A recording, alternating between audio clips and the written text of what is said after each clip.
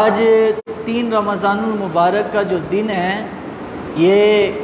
سیدہ کائنات سیدۃ النساء فاطمہ الزہرا رضی اللہ تعالی عنہا آپ کے وصال کا دن ہے۔ یعنی آج 3 رمضان المبارک کو حضرت بی بی فاطمہ رضی اللہ تعالی عنہ کا وصال ہوا تھا، وہ دنیا سے گئی تھی۔ لیکن افسوس کی بات ہے کسی ٹی وی ایکٹر کا کو مرنے کا دن ہوگا یا کسی کھلاڑی کا ہوگا یا کسی سیاستدان کا ہوگا تو ہمارے بچے کو پتہ ہوتا ہے اس کے پورے کیریئر کے بارے میں، لیکن جن کی برکت اور جن کے طفیل سے ہمیں دین ملا ان کے دنیا سے جانے کا، دنیا میں پیدا ہونے کا دن کا کسی کو معلوم نہیں ہوتا۔ تو آج کا جو دن ہے 3 رمضان المبارک حضرت بی بی فاطمہ رضی اللہ تعالیٰ عنہ آپ کی جو ہے وصال کا دن ہے۔ آج کے دن آپ دنیا سے وصال کیا تھا۔ تو میں نے سورہ آل عمران کی آیت نمبر 61 تلاوت کی ہے۔ آیت نمبر کیا ہے؟ 61۔ اللہ ارشاد فرماتا ہے، اے میرے محبوب آپ فرما دیجئے قُلْ تَعَالَوْا نَدْعُ أَبْنَاءَنَا، اے میرے محبوب آپ ان کافروں کو بلائیے اور ان کو کہیے کہ تم اپنے بیٹوں کو بلاؤ، نَدْعُ أَبْنَاءَنَا وَأَبْنَاءَكُمْ، تم اپنے بیٹوں کو بلاؤ ہم اپنے بیٹوں کو بلاتے ہیں، وَنِسَاءَنَا وَنِسَاءَكُمْ، تم اپنی عورتوں کو بلاؤ ہم اپنی عورتوں کو بلاتے ہیں، وَأَنفُسَنَا وَأَنفُسَكُمْ، تم اپنے پیاروں کو بلاؤ ہم اپنے پیاروں کو بلا لیتے ہیں، ثُمَّ نَبْتَهِلْ، اور اس کے بعد ہم مباہلہ کریں گے۔ مباہلہ ایک ہوتا ہے مناظرہ جس میں بحث و مباحثہ کی جاتی ہے، مباہلے میں بحث و مباحثہ نہیں ہوتی، اس میں ہاتھ اٹھائے جاتے ہیں دونوں فریق میں سے، ہر کوئی کہتے ہیں یا اللہ ہم میں سے جو جھوٹا ہے اس کو دنیا میں برباد کر دے، یہ ہوتا ہے مباہلہ۔ تو عیسائیوں کے ساتھ مباہلہ تھا اللہ کے نبی کا، تو عیسائیوں نے حضور کے بہرحال اس کا کافی پس منظر ہے، لیکن مین بات بتانا سیدہ فاطمہ الزہرا کی کیا فضیلت و عظمت اور کیا شان ہے اللہ کی بارگاہ میں اور اللہ کے رسول کی بارگاہ میں، یہ بتانا مقصود ہے۔ تو حضرت بی بی فاطمہ رضی اللہ تعالی عنہ اس آیت میں جو میں نے آیت پڑھی ہے اس میں سیدہ فاطمہ کی شان و عظمت کا ایک بہت بڑا پہلو پوشیدہ ہے کہ نبی پاک کو کہا گیا کہ تم اپنی عورتیں لے آؤ، بیٹے لے آؤ اور اپنے پیاروں کو لے آؤ، اور عیسائیوں سے کہا گیا تم بھی اپنی عورتیں، بچے اور اپنے نیک لوگوں کو لے آؤ۔ تو نبی پاک گھر گئے، حضرت بی بی فاطمہ کو ساتھ لیا، حسن و حسین کو لیا اور حضرت علی المرتضیٰ شیر خدا کرم اللہ وجہ الکریم کو اپنے ساتھ لیا، اور ساتھ لے کر آقا کریم علیہ السلام نجران کے عیسائیوں کے پاس ابھی جا رہے تھے کہ ان کے سامنے کھڑے ہو کر عیسائی بھی دعا مانگیں گے ہم بھی مانگیں گے، تو جو ان میں سے ٹھیک ہوگا، جو ان میں سے بہتر ہوگا اللہ تعالیٰ اس کو دنیا میں ٹھیک رہے گا، اور جو برا ہوگا اللہ اس کو برباد کر دے گا۔ تو سیدہ کائنات رضی اللہ تعالیٰ عنہ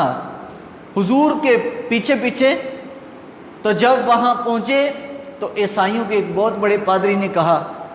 کہ میں جن لوگوں کے چہروں کے دیکھ رہا ہوں میں نے تورات اور انجیل کے اندر پڑھا ہے کہ اگر آخری نبی جو دنیا میں تشریف لائیں گے محمد و آل محمد، جن کے خلاف ہاتھ اٹھا دے گی اللہ اس کو دنیا میں برباد کر دے گا۔ تو عیسائی کے پادریوں نے کہا، عیسائیوں کو سمجھایا کہ بھائی ان کے مقابلے میں نہ آنا، جب تم ان کے مقابلے میں آؤ گے اللہ تمہیں دنیا میں برباد کر دے گا۔ تو بی بی فاطمہ رضی اللہ تعالیٰ نے ابھی ہاتھ ہی نہیں اٹھائے تو انہوں نے پہلے کہہ دیا کہ ہم ہار تسلیم کرتے ہیں، آپ چلے جائیں، ہمیں پتہ ہے کہ اگر آپ نے ہاتھ اٹھا دیے، آپ کی بیٹی سیدہ فاطمہ نے ہاتھ اٹھا دیے تو ہماری پوری دنیا عیسائیت، پوری دنیا سے اللہ تعالیٰ اس کو برباد کر دے گا۔ تو سیدہ کائنات رضی اللہ تعالیٰ عنہ سب سے زیادہ شکل و شباہت میں اور چلنے کے اندر بی بی عائشہ صدیقہ رضی اللہ تعالیٰ عنہ، حضرت اما عائشہ صدیقہ کے بارے میں بھی کچھ لوگ یہ کہتے ہیں کہ دیکھو جی سیدہ کائنات حضرت فاطمہ اور حضرت عائشہ رضی اللہ تعالیٰ عنہ ایک کا اختلاف تھا بڑا، اور وہ حضرت بی بی عائشہ حضرت سیدہ فاطمہ کو تسلیم نہیں کرتی تھی۔ بتائیں کہ جو کسی کا دشمن ہو تو وہ کسی کی تعریف کرتا ہے اپنے دشمن کی، لیکن سیدہ عائشہ رضی اللہ تعالیٰ نے کیا کہا کہ میں نے تمام خاندان میں اپنے نبی پاک صلی اللہ علیہ وسلم کے خاندان میں سب کو دیکھا، لیکن سب سے بہترین شکل و صورت میں اور چلنے پھرنے میں اگر اللہ کے نبی کے کوئی مشابہ تھا تو رسول پاک کی بیٹی حضرت فاطمہ تھی، سب سے زیادہ مشابہ۔ تو حضرت بی بی فاطمہ رضی اللہ تعالیٰ عنہ آپ کی عمر جب ہوئی 14 سال، اور ایک روایت میں 15 سال کا بھی ذکر ہے، تو حضور صلی اللہ علیہ وسلم نے حضرت علی المرتضیٰ کے نکاح میں دیا حضرت بی بی فاطمہ کو۔ تو کسی نے پوچھا یا رسول اللہ رشتے تو اور بھی آئے تھے، آپ نے سیدہ فاطمہ کو علی المرتضیٰ کے جو ہے عقد میں کیوں دیا؟ حضور نے فرمایا اور جو رشتے طے ہوتے ہیں تو لوگ بات چیت سے دنیا میں طے کرتے ہیں، لیکن میری فاطمہ کے خاوند کا جو چناؤ ہے وہ رب نے عرش پہ کیا ہے، آسمان پر چناؤ ہوا ہے۔ تو حضرت علی المرتضیٰ کے نکاح میں دیا، اور یہ واحد حضور کی بیٹی ہے جس کے بارے میں حضور نے ارشاد فرمایا۔ ویسے حضور کی 3 بیٹیاں اور بھی تھیں، وہ بھی نبی پاک کا خون ہی ہیں، لیکن یہ واحد حضور کی بیٹی ہیں کہ جن کے بارے میں میرے نبی پاک صلی اللہ علیہ وسلم ارشاد فرماتے ہیں کہ اس کی آگے نسل سے جو اولاد پیدا ہوگی، حضور نے فرمایا وہ میری اولاد ہے۔ حالانکہ نسب انسان کا بیٹے سے چلتا ہے، لیکن سیدہ فاطمہ وہ ایک عظیم ہستی ہے کہ جن کے آگے بطن سے جو پیدا ہوئے وہ نبی پاک کے بیٹے کہلائے۔ تو حضرت سیدہ فاطمہ زہرا رضی اللہ تعالیٰ عنہ کا جب نکاح کیا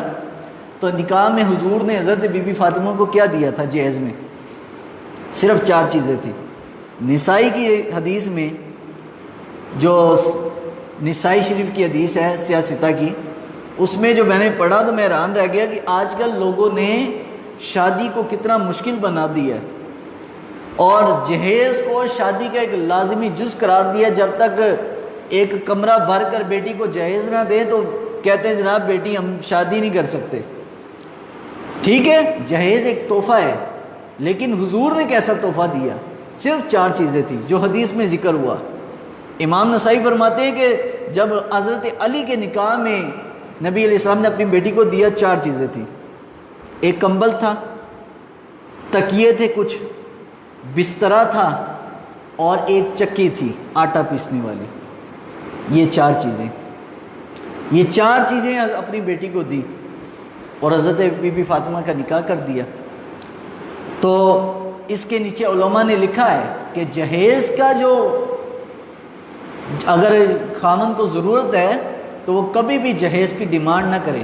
کیونکہ لعنت فرمائی اللہ کے نبی صلی اللہ علیہ وسلم نے جہیز مانگنے والوں پر۔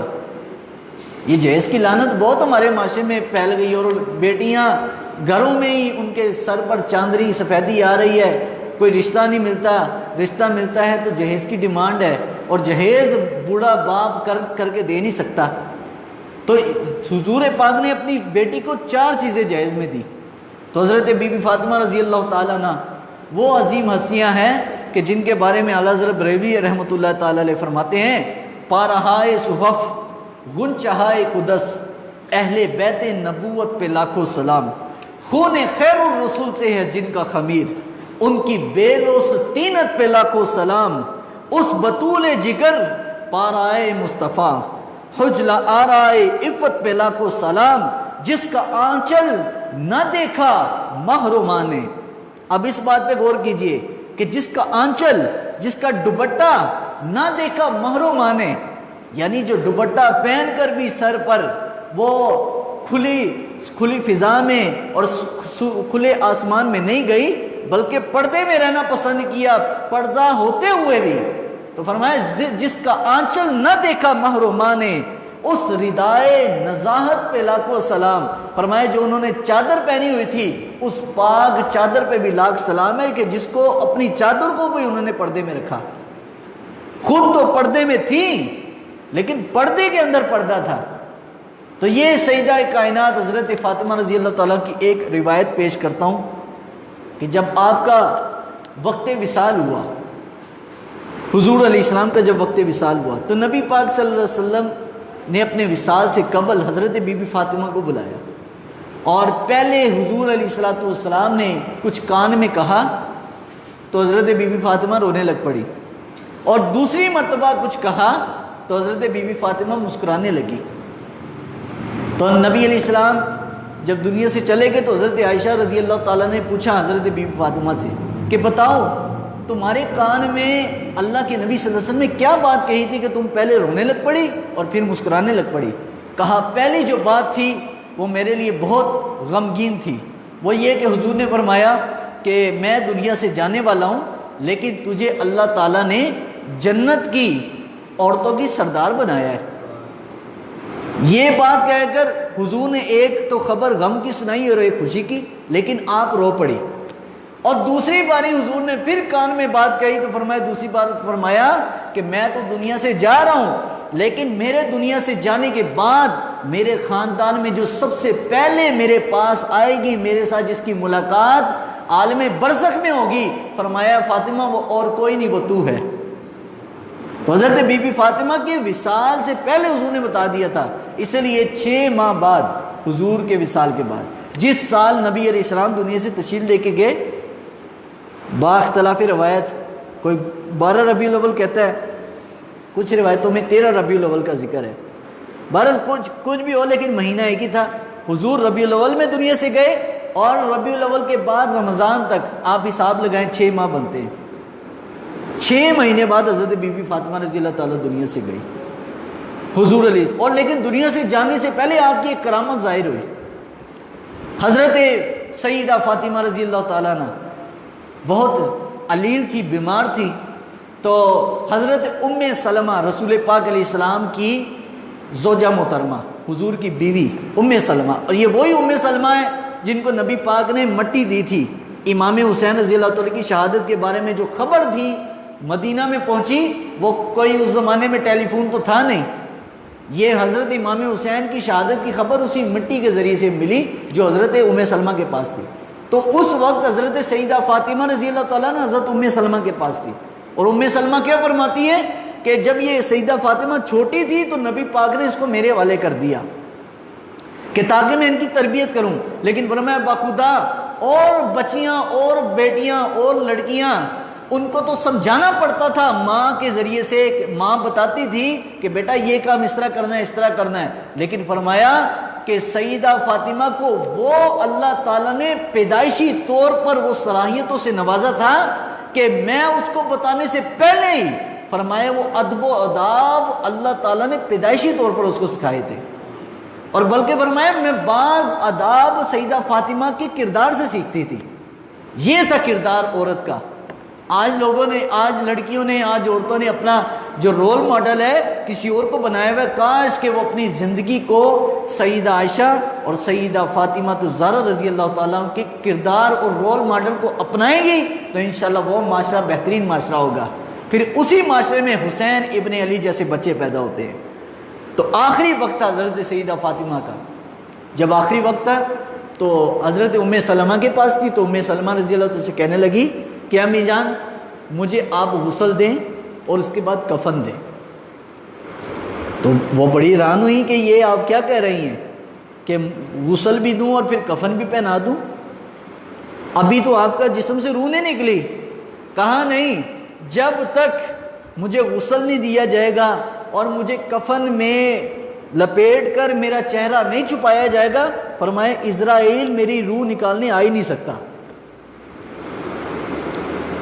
کیسی عجیب بات ہے بھائی، اسرائیل نے تو جس وقت آنا تو آ جانا ہے نا روح نکالنے کے لیے،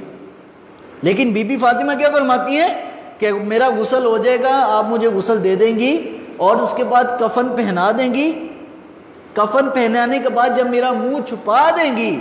تو اس وقت اسرائیل آئیں گے میری روح نکالنے، اس سے پہلے میری روح نہیں نکل سکتی، کیونکہ یہ معاملہ پردے کا ہے اور نبی پاک کی بیٹی، اور نبی علیہ السلام نے فرمایا کہ یہ میری بیٹی وہ عظمتوں والی بیٹی ہے، قیامت والے دن لوگ اپنے پسینے میں جب ڈوبے ہوں گے، فرمایا اللہ تعالیٰ اپنے عرش کے نیچے ایک گنبد نما ایک چھت بنائے گا، ایک محل بنائے گا، گنبد نما ایک خیمہ سا ہوگا جس کے نیچے فرمایا اور کوئی نہیں ہوگا، میری بیٹی فاطمہ بیٹھی ہوگی، اور جب قیامت والے دن جنت کی طرف گزر ہو رہا ہوگا سیدہ فاطمہ کا، فرمایا 70,000 حوروں کے جرمٹ کے اندر حضرت سیدہ فاطمہ کو جنت میں لے جایا جائے گا، اور اہل محشر کو کہا جائے گا اے حشر والو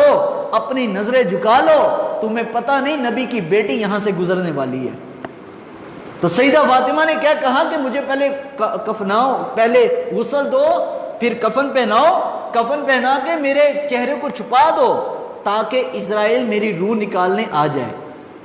وہ بے پردگی کی حالت میں کہ جب میرا چہرہ جو ہے وہ برہنہ ہو، اس حالت میں وہ نہیں آ سکتا، وہ شرماتا ہے۔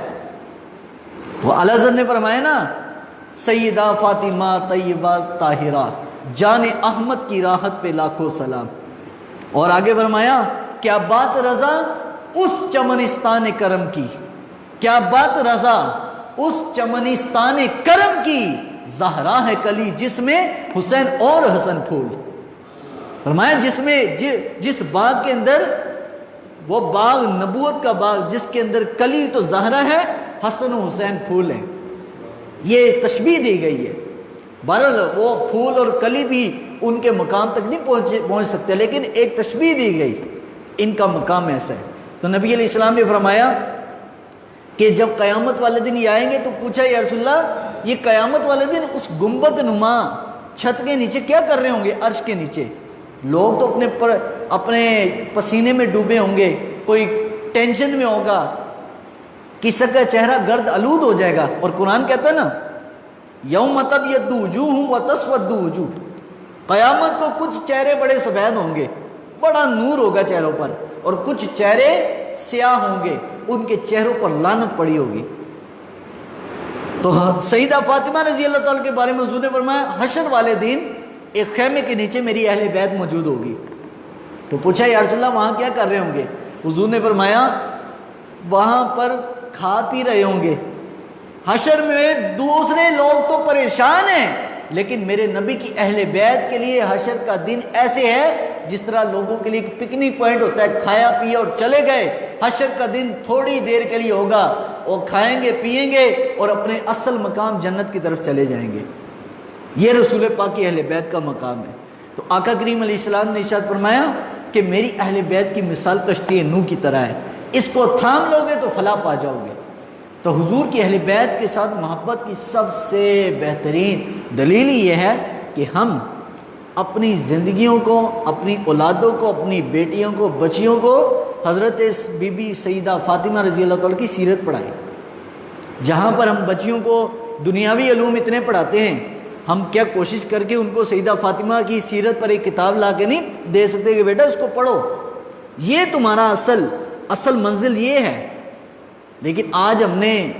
اپنے گھروں سے انگلش کی، بایو کی، فزکس کی، کیمسٹری کی تو کتابیں رکھی ہوئی ہیں، لیکن کبھی بچیوں کو، اپنی بیٹیوں کو پڑھانے کے لیے سیدہ فاطمہ کا رول ماڈل پڑھایا نہیں پڑھایا۔ تو ہمیں چاہیے کہ ان کی محبت دل میں جاگزیں تب ہی ہوگی، اور ہم اپنی محبت کے دعوے میں تب ہی سچے ہوں گے جب اپنی بیٹیوں کو، اولادوں کو سیدہ فاطمہ رضی اللہ تعالیٰ کی سیرت پڑھائیں گے۔ کیونکہ باپ تو صرف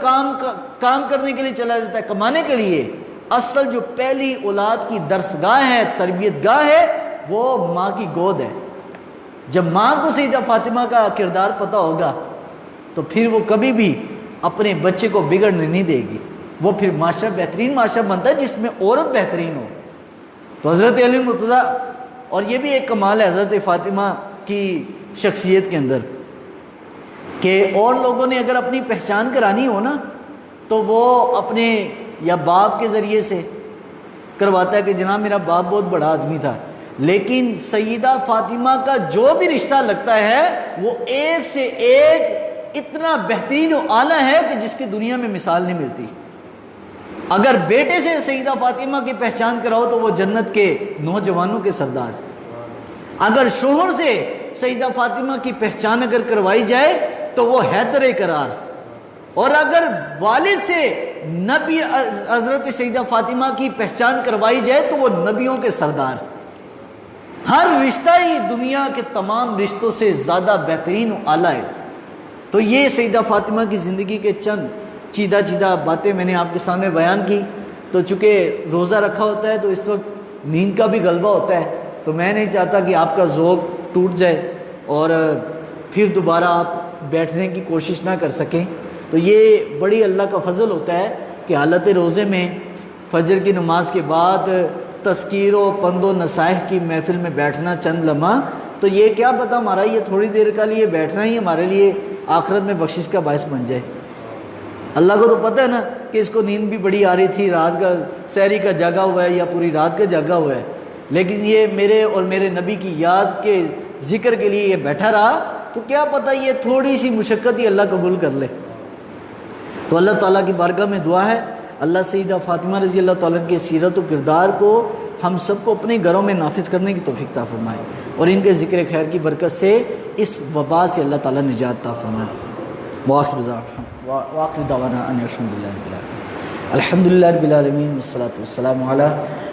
سید الانبیاء والمرسلین وعلی آلہ وصحبہ اجمعین۔ ربنا تقبل منا انک انت السمیع العلیم وتب علینا انک انت التواب الرحیم۔ یا اللہ ہم سب کی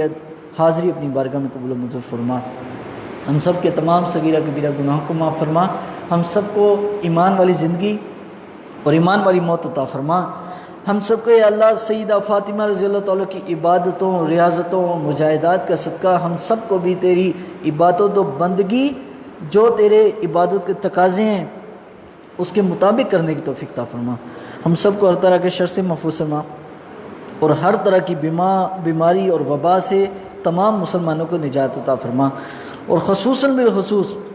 یا اللہ سیدہ فاطمہ کی چادر کا واسطہ کشمیر و فلسطین کے مسلمان پر رحم و کرم فضل فرما، ان کو یا اللہ آزادی جیسی نعمت عطا فرما۔ وصلی اللہ تعالی علیہ وسلم۔